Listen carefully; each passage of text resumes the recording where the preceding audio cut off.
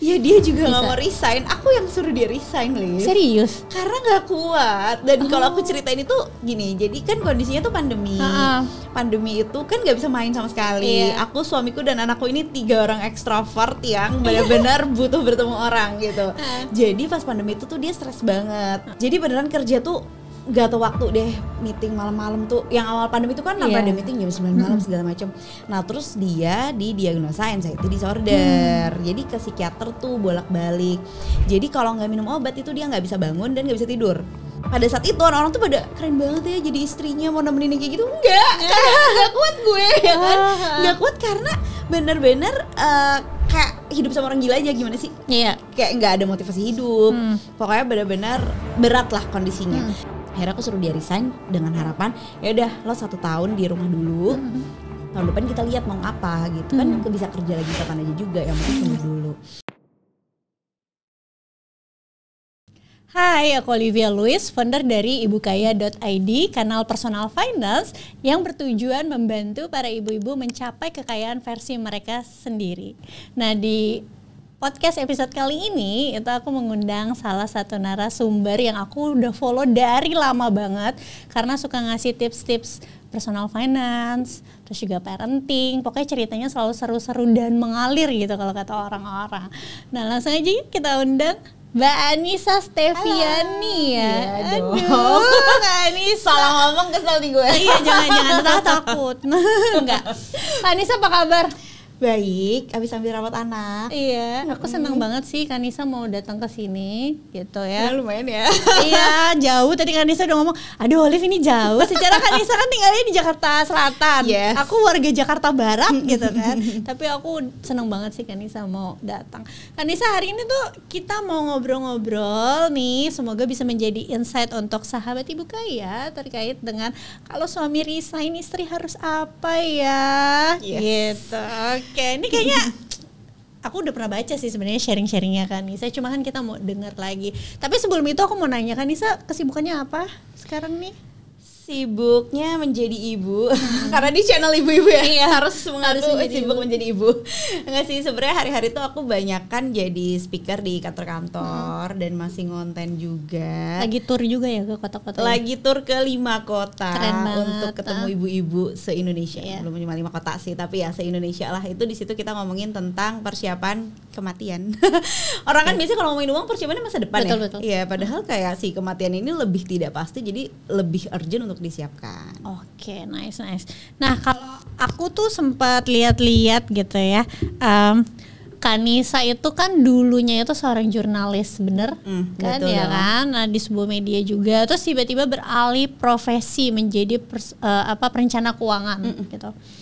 Sebenarnya ada nggak sih mindset yang berubah sebelum Kak Nisa itu belajar tentang personal finance sama setelah belajar personal finance? Oke, jadi kalau flashback itu aku tuh belajar personal finance pertama kali, terpaparnya dulu ya. Terpapar pertama kali itu sekitar tahun 2009. Itu aku masih kuliah. Jadi dulu kayak belajar di Twitter sama follow Mbak Ligwina Hananto. Itu tuh dia udah ngomong banyak banget tentang personal finance. Tapi kan aku mahasiswa ya. Untuk apa aku kelola uang waktu itu? Beda sama mahasiswa zaman sekarang yang udah canggih-canggih banget, udah pada mulai investasi, ya kan, udah pada mulai bisnis. Dulu aku tidak. Dulu aku ada bisnis juga waktu mahasiswa, tapi ya uangnya habis aja. Emang niatnya cari duit buat beli handphone baru, beli baju gitu-gitu. Nah, baru terketuk untuk belajar personal finance lebih serius itu 2013 karena aku hamil. Karena aku panik kecil. Iya, aku kayak aduh ini anak kayaknya kalau gue boros terus bakalan gimana nih sekolahnya, gimana nih masa depannya gitu. Mulai sedikit panik karena ya nggak ada yang bertanggung jawab sama anak ini kecuali aku sendiri gitu kan yang bertanggung jawab. Jadi tahun 2011 itu aku ke financial planner. 2013 itu aku ke financial planner. Nah, itu kan zaman itu belum bisa tuh belajar finance di Instagram, di YouTube. Jadi benar-benar ketemu sama si perencana keuangannya tuh kayak 5 kali. Pokoknya diajarin ini tuh gini, kamu tuh kurangnya di sini, di review kondisi keuangannya lalu. Dan dari situ mulailah perjalanan mengelola keuangan yang ternyata nggak gampang ya. Dan ini yang banyak orang gak mau lakukan. Karena kayak ternyata lo tuh harus mundur ya sedikit misalnya dari gaya hidup sebelumnya karena gaya hidup sebelumnya terlalu tinggi, misalnya jadi nggak bisa nabung, atau misalnya lo jadi nggak bisa nongkrong terlalu banyak ya sama temen-temen karena ternyata budget nongkrongnya tuh kegedean gitu. Nah itu jadi mundur sedikit, struggling, habis itu punya anak, belajar, baru di 2019 akhirnya ngambil sertifikasi CFP. Nah tapi dalam perjalanan 2013 ke 2019 itu aku tuh banyak nulis soal uang di blog aku, cuma cerita pengalaman aja. Oh perlu loh ngumpulin uang sekolah anak, oh perlu loh kalian tuh ngelola keuangan gitu sebagai satu keluarga, itu tuh aku ceritain. Jadi memang cukup panjang sehingga pas ngambil CFP itu keuangan aku tuh udah rapi. Bukan yang kayak ngambil CFP terus kayak ternyata gak punya dana darurat gitu. Enggak, udah punya dana darurat, udah lengkap semua karena dulunya pakai jasa perencana keuangan. Tapi kenapa ya emang ibu-ibu itu kadang pas lagi hamil ya ada hormon-hormon tertentu yang bawaannya memang melo, jadi kepikiran gimana-gimana. Aku juga soalnya kayak gitu, tapi pas hamil anak kedua, kalau hamil anak pertama enggak lah, masih cek aja suami gua kerja yang gitu-gitu, masih pas hamil kedua beda sih gitu. Nggak tahu kenapa ya.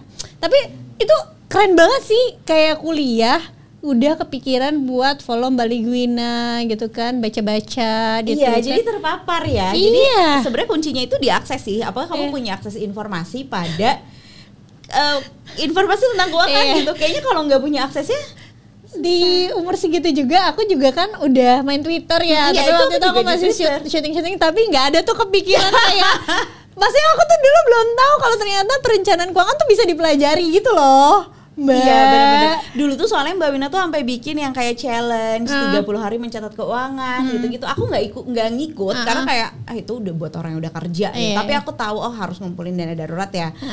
Uang sekolah anak tuh mahal ya. Kayak cuma tahu-tahu aja. Nah begitu dihadapkan punya anak sendiri, kayaknya nggak bisa nih, harus bergerak gitu. Nah aku sempat lihat-lihat nih story-storynya Mbak Nisa yang lama-lama gitu ya. Kan aku tahu dulu kan Nisa waktu masih berkarir, Mas JG sang suami tercinta juga berkarir kan. Nah waktu itu sebenarnya pola keuangan yang diterapkan sama keluarga Kanisa tuh seperti apa sih? Kan ada nih tipikal istri yang uangmu uangku, uangku uangku. Aku masih agak kayak gitu sih gitu, tapi enggak 100% banget kayak zaman dulu gitu. Kalau sekarang ya oke lah, ikut-ikut berkontribusi gitu ya. Kalau Kanisa gimana? Nah jadi ini sering aku bahas juga bahwa aku tuh beruntung lahir di keluarga yang ngomongin uang. Kayaknya nggak banyak deh keluarga Indonesia yang ngomongin uang ya udah gitu kan. Jadi di keluarga aku tuh ngomongin uang banget. Jadi waktu aku umur 15 tahun, ibuku tuh ngebuka slip gaji ayahku. Ayahku PNS ya, ayahku PNS dosen. Karena aku banyak mau ya, aku remaja tidak tahu diri kan ya. Terus ibuku bikinin cash flow keluarga gitu. Ini pengeluaran kita tuh ini aja, ini. Kalau kamu minta uang segini, uangnya mana gitu.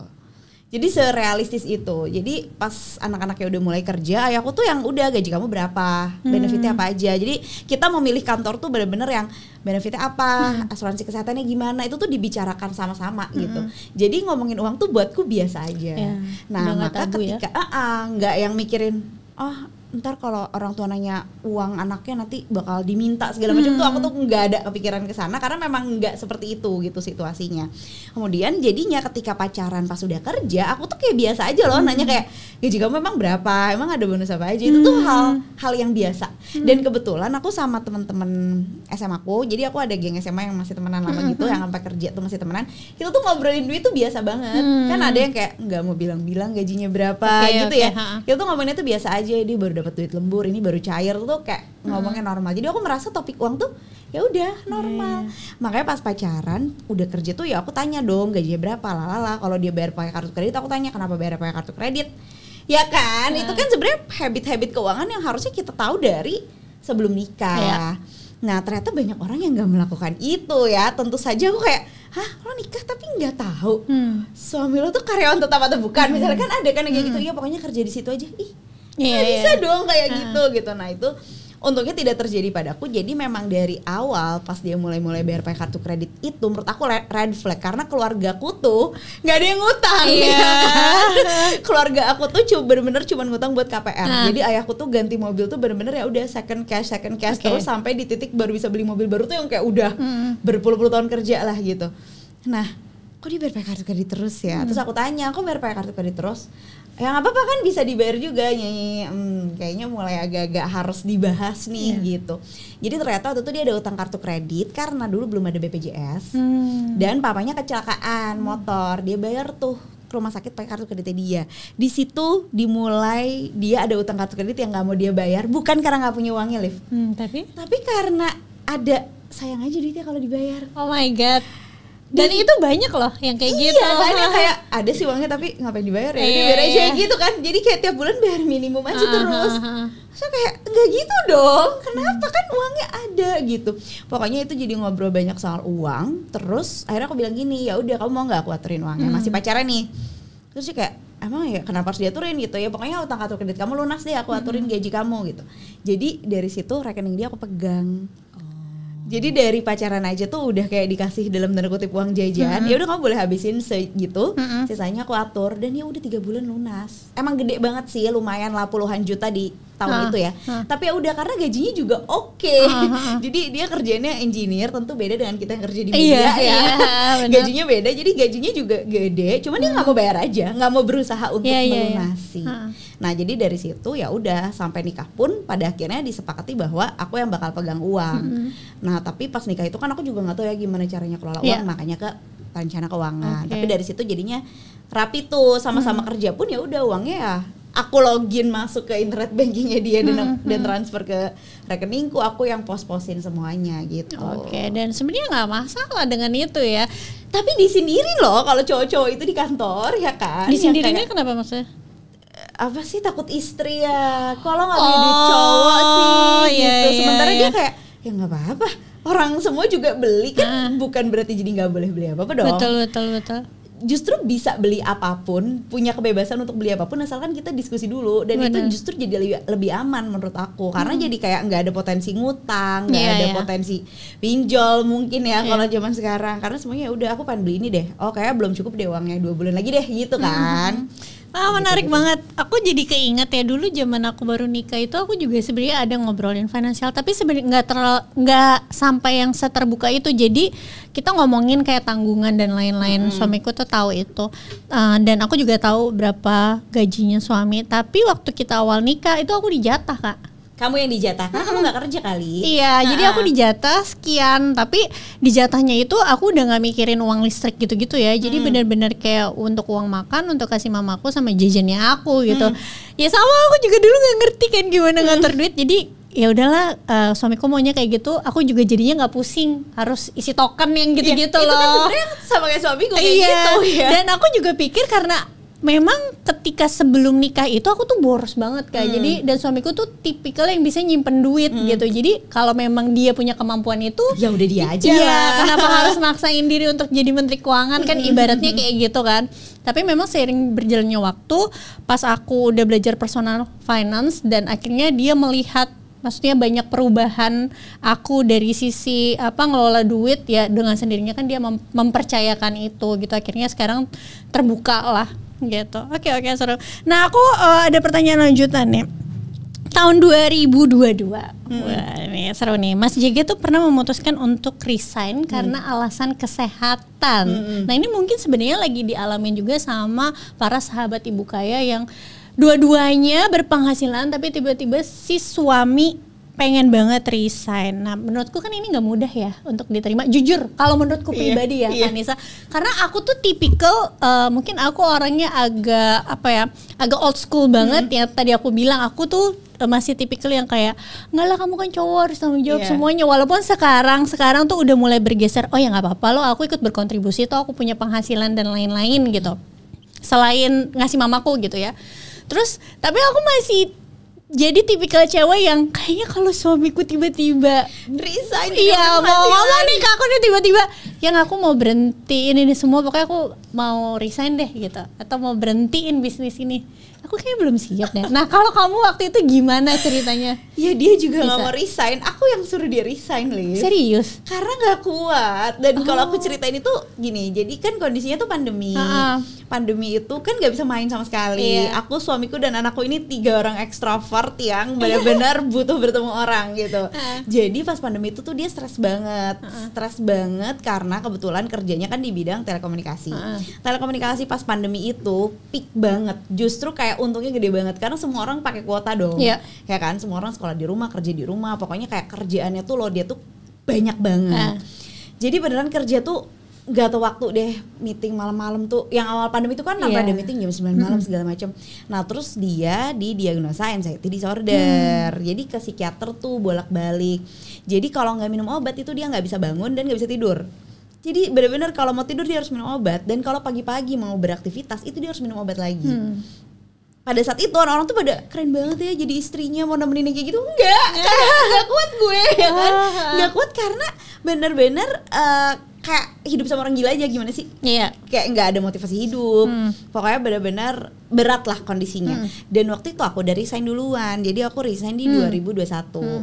Itu juga sama tuh mikirnya, 2021 masih pandemi. Suamiku waktu itu kayak pekerjaannya lebih stabil dong, perusahaannya lebih besar, terus kayak benefitnya lebih banyak, asuransi kesehatannya bisa dibilang unlimited lah gitu ya. Jadi ketika dihadapkan anak sekolah di rumah, salah satu harus resign, ya akulah yang resign gitu kan. Ya udah nggak apa-apa deh, aku aja yang resign, karena waktu itu kantorku nyuruh aku work from office, kayaknya mustahil deh gitu kan. Ya seperti banyaknya ibu-ibu yang dihadapkan pada pilihan anak nggak tahu mau diurus sama siapa, tentu saja ibunya yang resign. Jadi aku resign duluan tuh. Tapi karena resign aku jadi punya banyak waktu untuk konten ya. Jadi senggang banget nih gue dari sebelumnya ngonten itu sampingan, ngonten jadi full time job. Dan ternyata growth-nya tuh cepet banget. Jadi di satu titik kayak dalam 1 bulan nih pandemi ya, gaji setahun suamiku tuh sebulan aku bisa dapat lift. Nah dalam kondisi suami anxiety disorder, sakit, stres, dan gajiku penghasilanku sebulan bisa setahun dia kerja, ya udah aku suruh resign lah daripada dia sakit terus juga. Kita juga bukan yang kekurangan uang. Terus aku mikir kayak ya udahlah, kalaupun kamu setahun nggak kerja, kayak tabungan itu tuh masih aman karena gaya hidup aku tuh cenderung rendah ya waktu itu. Sampai sekarang juga sih sebenarnya, bukan yang kayak head on banget, pengeluaran keluarga tuh bukan yang gede-gede banget gitu. Jadi akhirnya aku suruh dia resign dengan harapan ya udah lo 1 tahun di rumah dulu, tahun depan kita lihat mau apa gitu kan, bisa kerja lagi kapan aja juga, yang penting sembuh dulu. Jadi itu sih, dan itu bisa terjadi kenapa? Karena dia dari awal juga support aku untuk kerja, Liv. Kebayang nggak sih kalau aku tuh nggak punya karir, nggak kerja, nggak konten, ya udah ngurus anak aja ya, aku juga nggak akan bisa support dia balik gitu. Dan sebelum-sebelumnya selama sama-sama kerja full time itu kan gaji dia lebih besar, bonus dia lebih besar, kayak lebih banyak dia lah. 10 tahun nikah nih ya yang berkontribusi sama keluarga. Ya udahlah kalau dia mau resign setahun ya udahlah nggak apa-apa gitu. Dan mikirnya tuh bukan yang aduh suami harus gini, nggak bisa. Kalau suami lo sakit it's not an option gitu. Dan yang paling sulit adalah ngomong sama orang tua dong, ya kan? Tuh ngomong orang tua gimana? Itu dia yang makanya aku mau tanyain. Mungkin kalau diskusinya berdua oke, gitu ya. Ya balik lagi tadi kan Nisa bilang, kita sebagai istri juga harus siap karena kita nggak pernah tahu tiba-tiba ada kondisi tertentu yang terjadi sama suami kita gitu kan. Ya mau nggak mau kita ya harus siap, kan ini menikah nih, udah 2 menjadi 1, saling support gitu kan ibaratnya. Tapi gimana melawan atau bukan melawan ya, menghadapi keluarga. Keluarga dan society gitu kan. Kalau society sih kebetulan aku dan suamiku tuh tipe yang bodo amat lah ya. Kayak bodo amat gitu. Yang penting kita aja. Cuman kalau keluarga ini matters banget nih buat kita berdua, karena justru kita bisa bodo amat sama society karena di backup keluarga. Aku selalu mikir kayak gitu. Kita bisa bilang bodo amat orang mau ngomong apa, tapi kita tahu nih apapun yang kita omongin keluarga kita tuh bakalan backup kita gitu. Jadi pas ngomong sama keluarga kayak panik sedikit dong. Nah jadi dibawalah pokoknya waktu itu lupa gimana caranya, pokoknya ayahku dan ibuku aku suruh ke rumahku lah, kayak nginep di rumahku. Terus aku bilang bahwa nih mau resign gini karena sakit. Surprisingly kalau keluargaku kayak ya udah kasihan masa sakit harus kerja, kayak menerima banget gitu loh. Keluargaku tuh kayak baik-baik aja, nggak apa-apa, it's okay, istirahat dulu aja, sembuh dulu aja lah. Tenang dong ya kan. Oh ya udah, karena yang aku khawatirkan keluargaku. Ternyata yang lebih panik keluarganya dia dong, karena ngerasa kayak anak kita cowok, jadi mama itu kayak anakku cowok dan anakku nggak bisa menghidupi istrinya gitu. Jadi keluarganya dia yang justru kayak lebih berat untuk nerima. Kenapa harus resign? Oh ya udah, yang penting keluarga aku nggak apa-apa. Ya udah intinya kayak nggak apa-apa mah, pokoknya kita mau istirahat dulu setahun. Dulu mikirnya kayak ya udah kayak semacam mau sabbatical leave dulu setahun. Jadi setahun itu dipakai buat bener-bener terapi, terus nyari tahu sebenarnya kenapa sih bisa sampai anxiety disorder tuh apa gitu penyebabnya. Ternyata salah satu penyebabnya adalah nggak cocok sama pekerjaannya. Jadi semua orang tuh punya blueprint ya. Kayak aku emang cocok banget di jurnalis, aku suka banget ngobrol sama orang, gitu aku happy banget nggak ada beban sama sekali ngejalanin profesi ini. Tapi suamiku itu ternyata blueprintnya tuh bertemu manusia, bukan bertemu dengan mesin. Itu kita bisa tahu ya? Itu bisa tahu.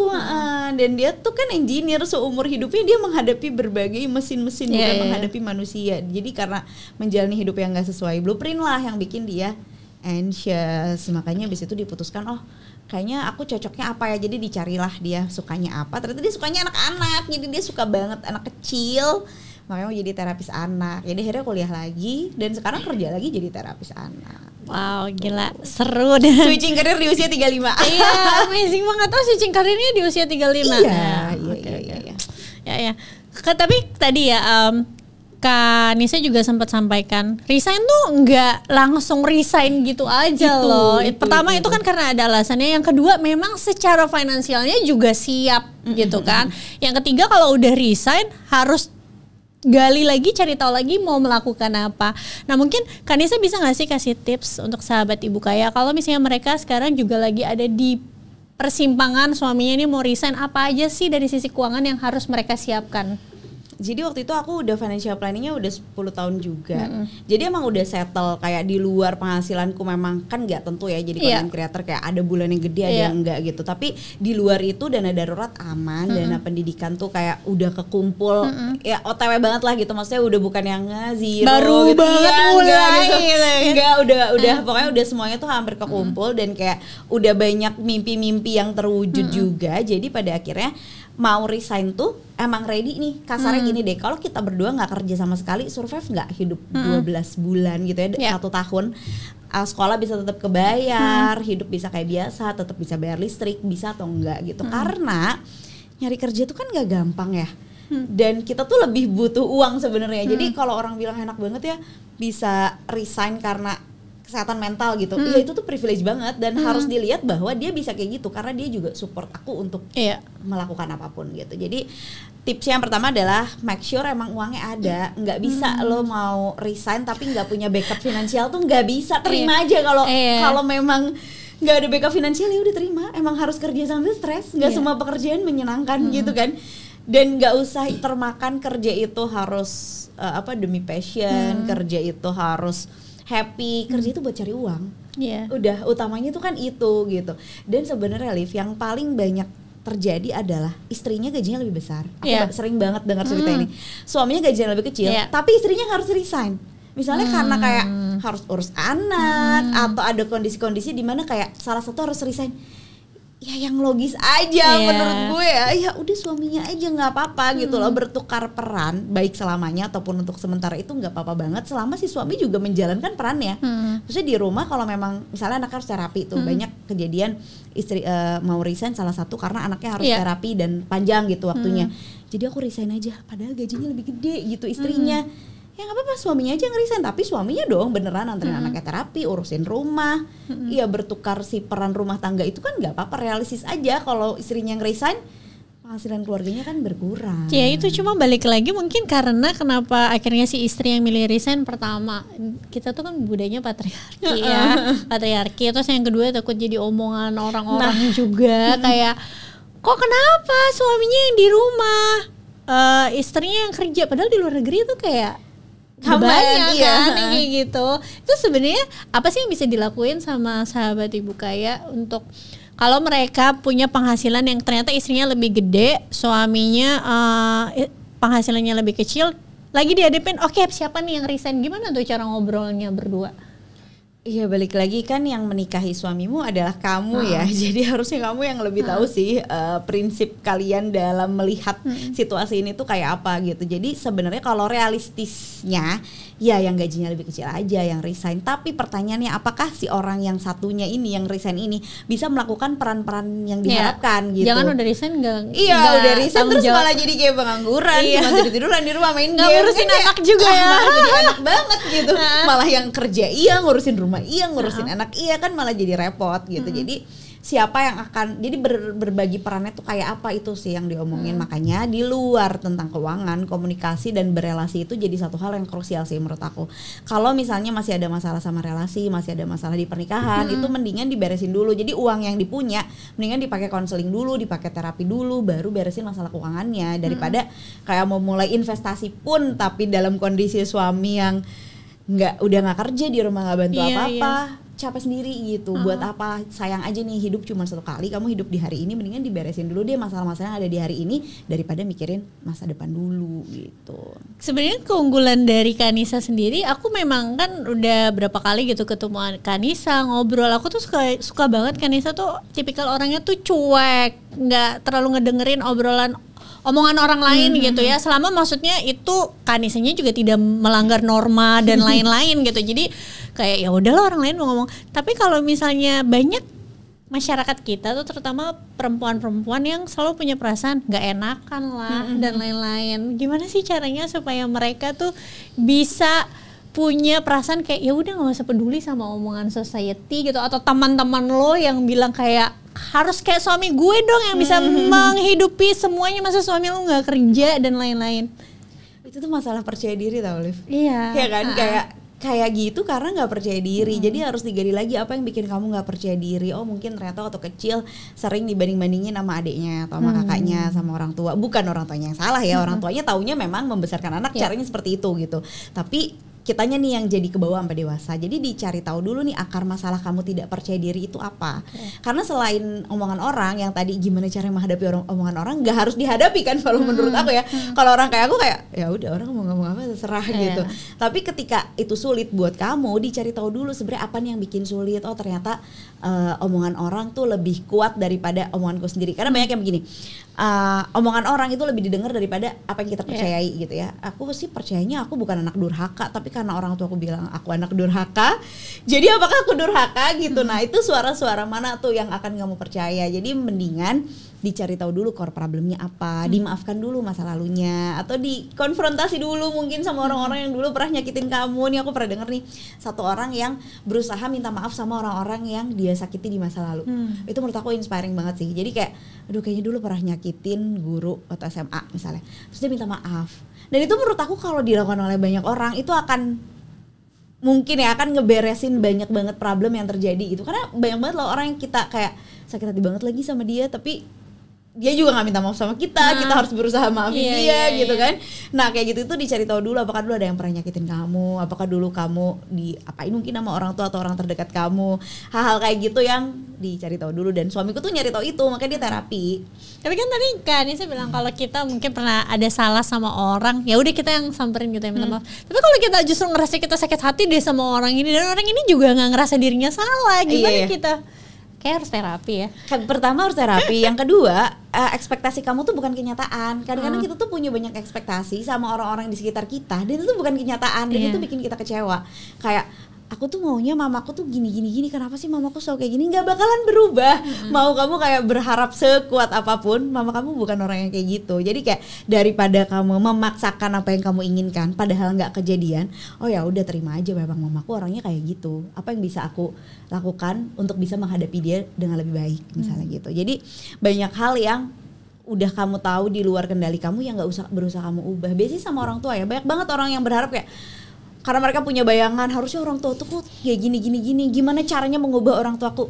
Kita mengubah diri sendiri saja kan sulit ya, apalagi mau mengubah orang tua. Jadi acceptance aja sih.